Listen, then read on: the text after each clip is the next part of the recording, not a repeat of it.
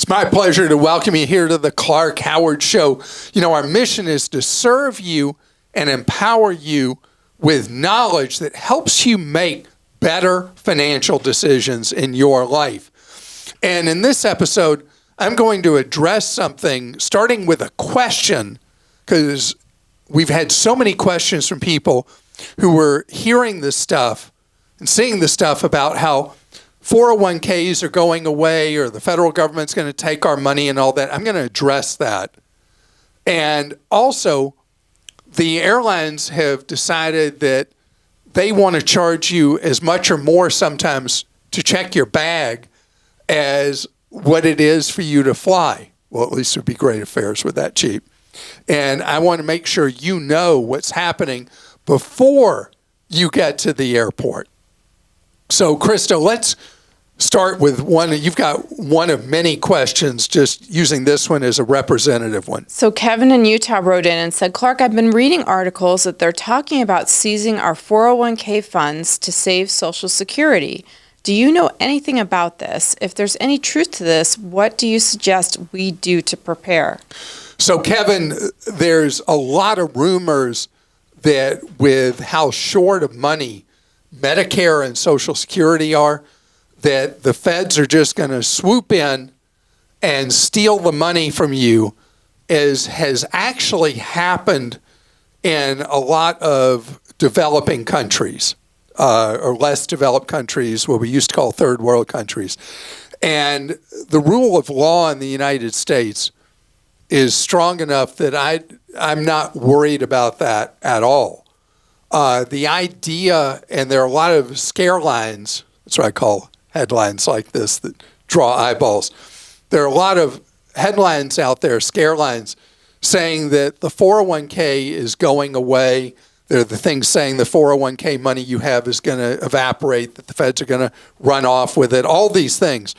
So they're not going to run off with your 401k, but the odds that traditional 401ks, traditional IRAs will cease to exist, the odds of that pretty good. And that's only for future contributions. The money already in would stay in, would grow tax-free, tax-deferred really, because everything in a traditional 401k, everything in a traditional IRA, everything you pull out is taxed later on.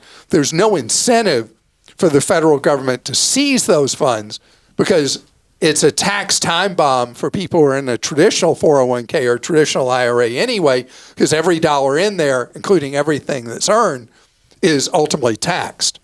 Why would the feds, though, go to a system where it's all the equivalent of Roth? Because the benefits of a traditional 401k and a traditional IRA are overwhelmingly tilted towards the highest income earners in the country. They get the big upfront tax benefit. Most taxpayers don't see a meaningful tax benefit up front from doing an IRA or a 401k. At the same time, the government is starved for the funds today to pay for the deficits today in Social Security and Medicare. And there is no, they call it the trust funds. There's really not, it's an accounting gimmick. So the government needs to, unfortunately, tax us more for Medicare or Social Security, or cut the benefits, or a combination of the two. And one of the ways it's a backdoor tax increase, at least for now, is to eliminate traditional 401ks and traditional IRAs. So I think that will happen. That will happen. But it doesn't mean the money in one will be stolen by the government. Instead, regardless of what you make at a workplace, you'll only have option to do a Roth 401k. If you're income eligible, and the income limits may change, if they do away with traditionals, you'd be eligible to do a Roth IRA either or in addition to a Roth 401k. When would any of this stuff happen? Well, Congress can't even pass non-controversial things right now. And until we have a a non-dysfunctional Congress, no changes like this would happen anyway. But I think it's likely it will happen potentially later this decade. Okay, we'll go to another question here from Lisa in Georgia. I purchased some expensive concert tickets from Ticketmaster. They were $300 each. I'm now unable to use the tickets. Ticketmaster offers a pretty easy way to resell the tickets, possibly at a loss, but it's still better than nothing. In order for Ticketmaster to pay you for the tickets after they've resold them, they do require that you input your Social Security number and your debit or bank account number, not the credit card you purchased them with. Is this safe? I've had my identity stolen once before, so I try to be extra careful. So, Lisa, is it safe? Not if Ticketmaster gets hacked.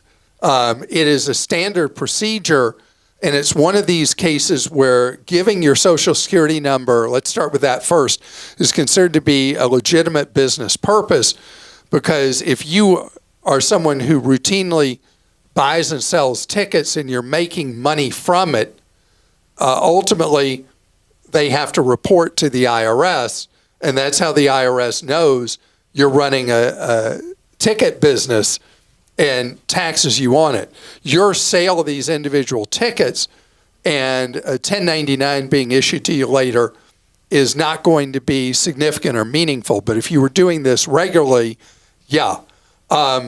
So the second thing, they don't want to pay merchant fees to pay you for the tickets they sell. And that's why you have to give them the checking account number for ACH, for sending the electronic payment. If you're worried about that, it's really easy for you to set up an online bank account. They're free, no minimums usually are $1, and you can use that account to receive the funds so you don't have to worry that your regular checking account is at risk. And then don't you think pretty much if you're doing any, like we should all have what I call my throwaway checking account, like a free checking account that you use if you're using any apps Venmo, to pay. Cash App, yeah. Yeah, this kind of circumstance when anyone needs to ACH, your ACH, and then you just transfer it into your other bank when you get the money or whatever. Well, it was funny, you know how I call Zelle Big Bad Zelle and don't use Zelle and all that.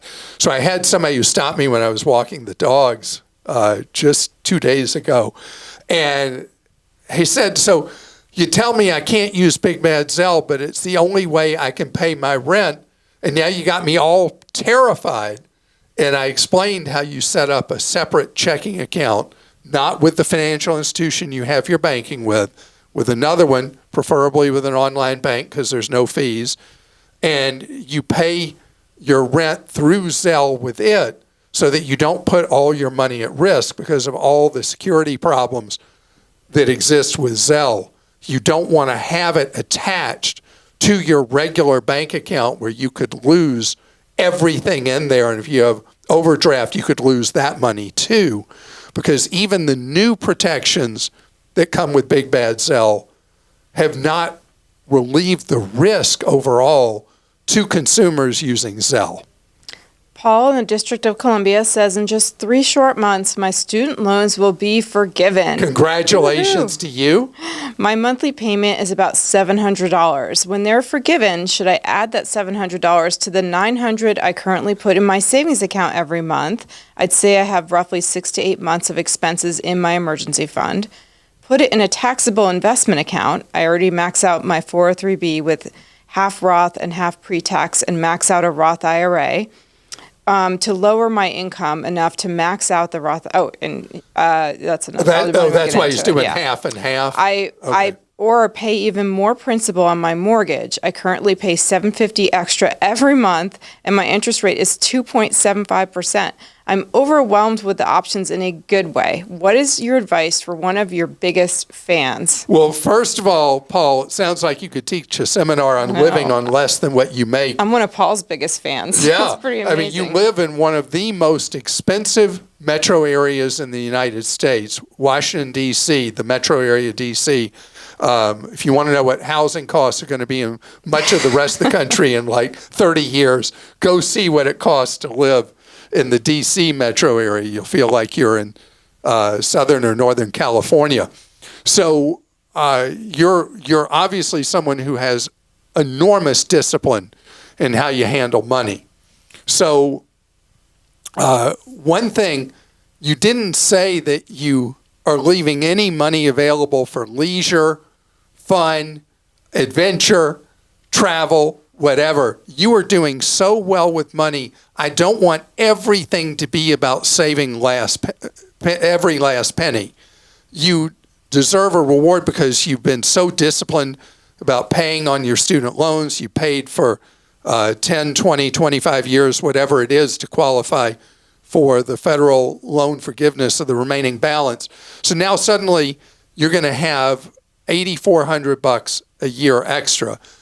I'd put some money, since you're such a diligent saver, open another savings account that's for saving for fun you want to do, or putting money towards, if you have a car. A lot of people in the DC metro area don't have a car, but if you do have a car, start putting money aside to buy your next new or used vehicle.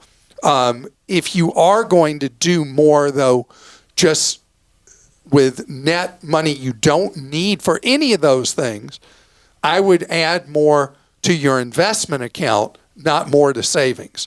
The $750 extra every month you're paying towards your mortgage, I'd rather you put that $9,000 a year into your investment account, where it's diversified across a variety of index funds, so that you are outrunning inflation long term. Savings accounts will not outrun inflation over time, and the tax treatment of savings accounts is bad ugly, where the tax treatment of investments is much more favorable. So over time, good years and bad years, you'll have the bad years, you'll out-earn significantly what you can earn in a savings account, and the earnings will be taxed much more favorably.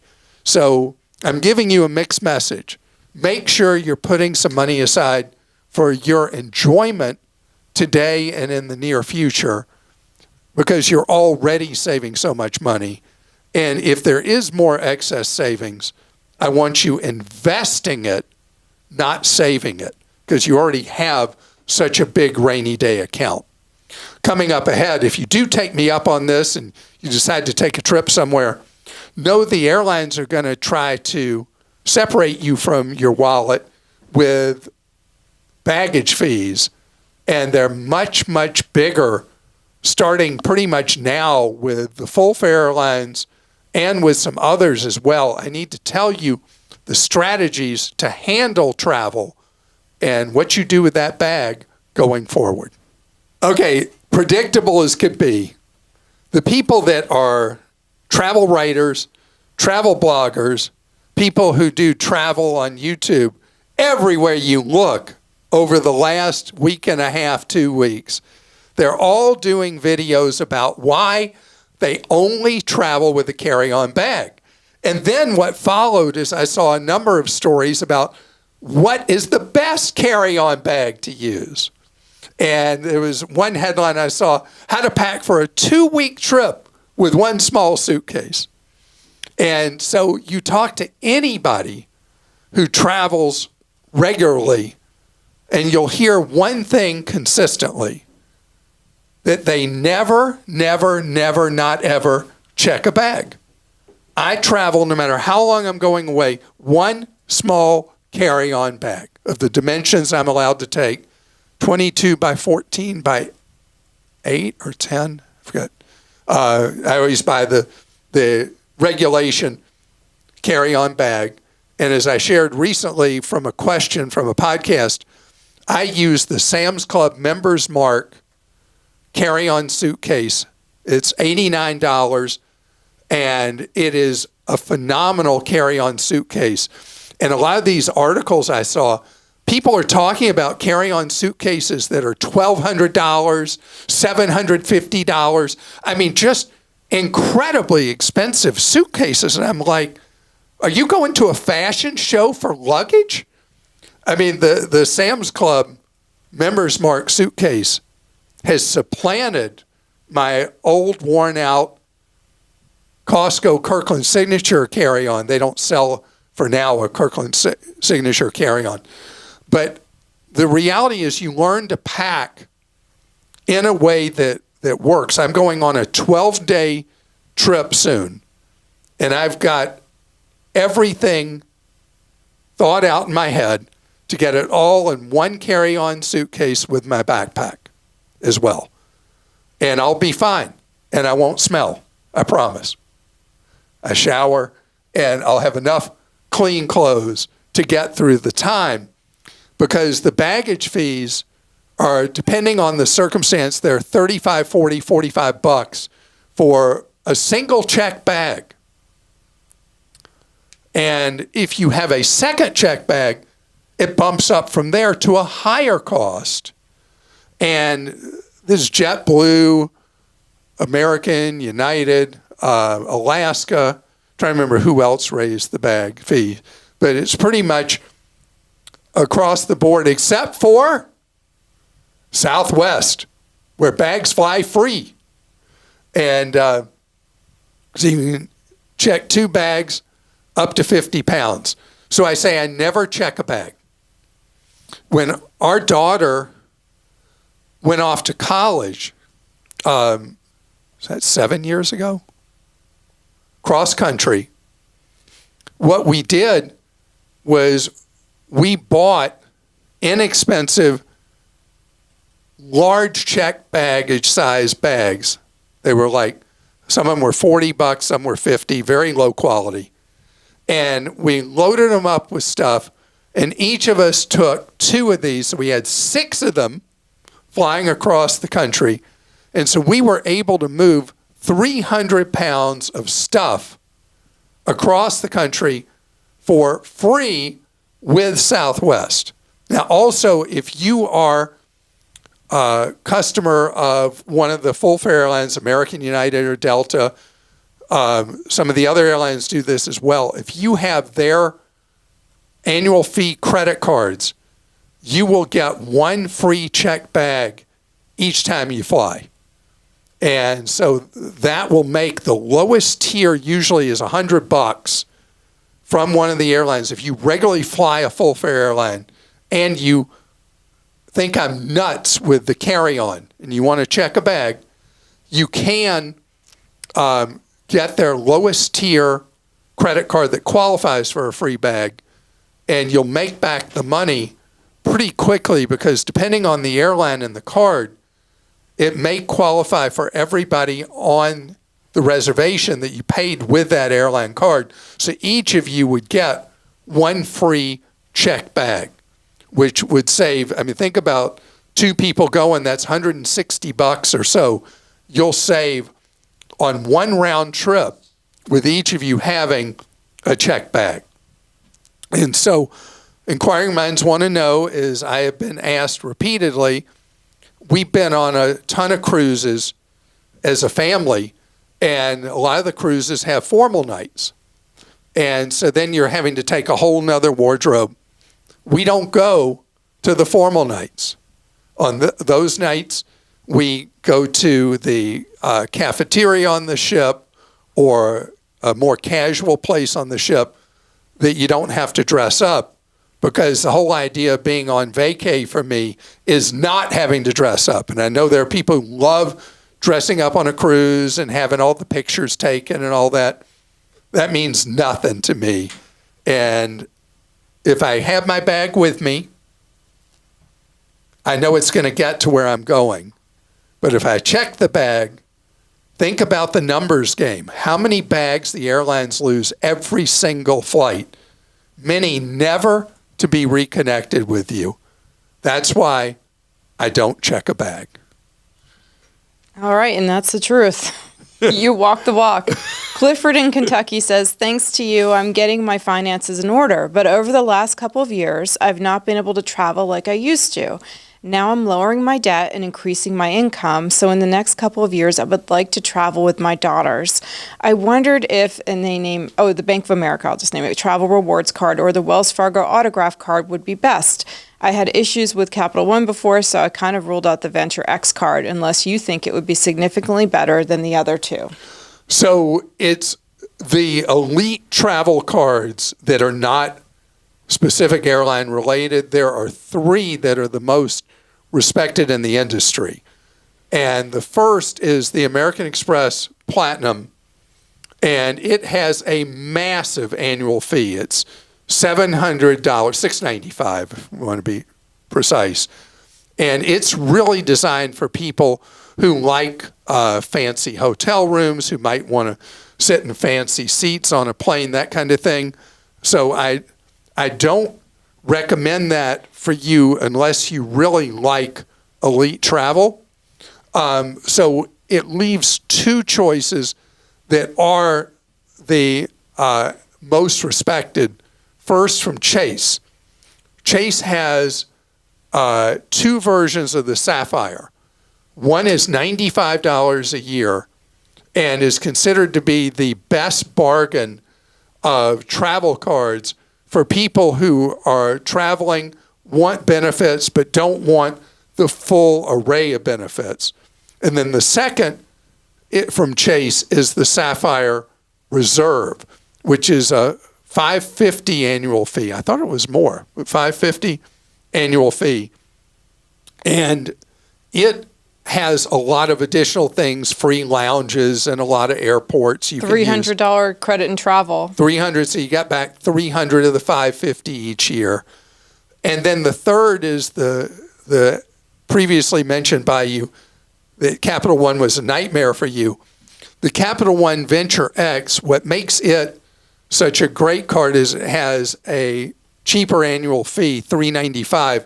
They give you $300 in credit for travel each year, so it nets $95, and then they give you 10,000 points, which wipes out the last 95 each year at renewal. So if you travel even just a few times a year, you can net 0 costs with it, and you get the lounges. But the big advantage of Venture X is you get 2 points for every dollar you charge base, and the others, the Amex and the Chase cards, you only get 1 point. So for each dollar charged. And you've used the Sapphire Reserve for years. Yeah. You've loved that card. I love it. And when you if you book travel through their portal using the points that you have, like I've done it for rental cars and other things, I always check the prices against the regular sites to make sure it's the right price, but you get 20% of the points back when you redeem them. So that's one of the great benefits of it, because it ends up costing you a lot less in the end to book these trips. So we have a write-up for you if you want to see it on Clark.com of comparing the 2 Chase cards to each other and to the other 2, the Amex and the Capital One Venture X. And at some point, there's going to be another card that comes into the mix that really tries to hem in, because these 3 issuers, Chase with the 2, Amex, and Capital One, really dominate now the travel reward space for independents, not tied into a specific airline. Or you could get a cashback card, 2% cash back, and just save it. But,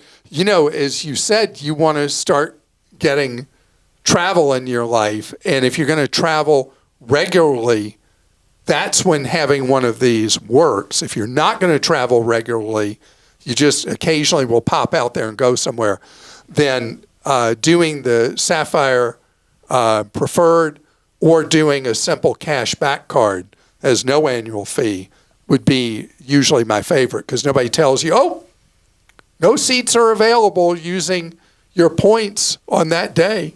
Your cash is good any day at 2% cash back. Steve in Wisconsin says, I found this on Facebook. I bring it to your attention as my wife and I are traveling more out of the country and wondering how to better protect ourselves from this happening. And I linked this for you, Clark. I don't know if you've read it or not, but it's a GoFundMe. I have about Mark who had a stroke in Mexico. And they had to life flight him back. Oh, man. It's such an incredibly sad story. The good news is Mark is doing better, but he's got a long road back to recovery. And huge bills. Huge bills.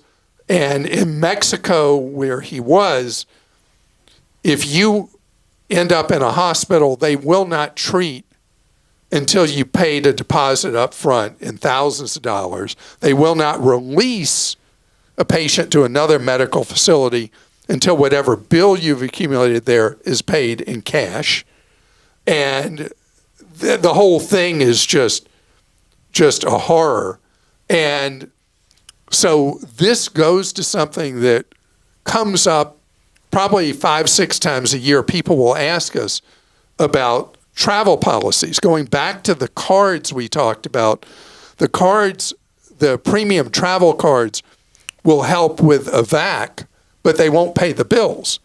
But you can buy a health travel insurance policy if your own insurer will not pay for care outside the United States. Some do, most don't. And so having one of these policies, if you travel frequently, you can have an annual policy. If you travel infrequently, you can buy one for the specific trip that covers medevac, that covers medical bills outside the United States to an extent. And it is something that is rare, but when it happens, first you got the medical to deal with, and financially as well, it can be life-changing. So I appreciate you bringing this story to the table. And there, unfortunately, have been many Marks out there who have ended up elsewhere in the world, ended up having an injury or an illness that requires medical care not adequately available where you need the care for an injury or illness. And all these issues come to the fore. Lisa in Wisconsin says a grocery tip for you based on your February 22nd podcast. There is an app. Oh, by the way, this was the most popular thing people wrote in about over the last few weeks. Like, so many people wrote in. There is an app which helps you search for specific grocery items and view ads in one spot. It's called FLIPP, FLIPP, so 2 P's in there. I use it to see all my local grocery store ads in one spot. It does also have a search feature for, say, milk, and will bring up any mentions in ads of that item. Thank you for all your daily dedication to helping others. You're so likable, helpable, and feel like a family member, Uncle Clark.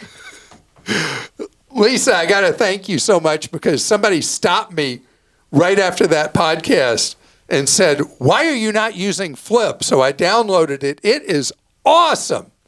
I mean, I don't know if there's any spying they're doing on me that's bad or whatever. Is it worth it? But it is, man, it's great. Like, look at this. See, I picked my favorite supermarkets, and I'm able to see what they've got on sale. I'm able to search for specific items and see Aldi, Dollar Tree. You've got all your I got Aldi, I got Lidl, Yeah. I've got Dollar Tree, and I've got traditional supermarkets and Walmart here and all that.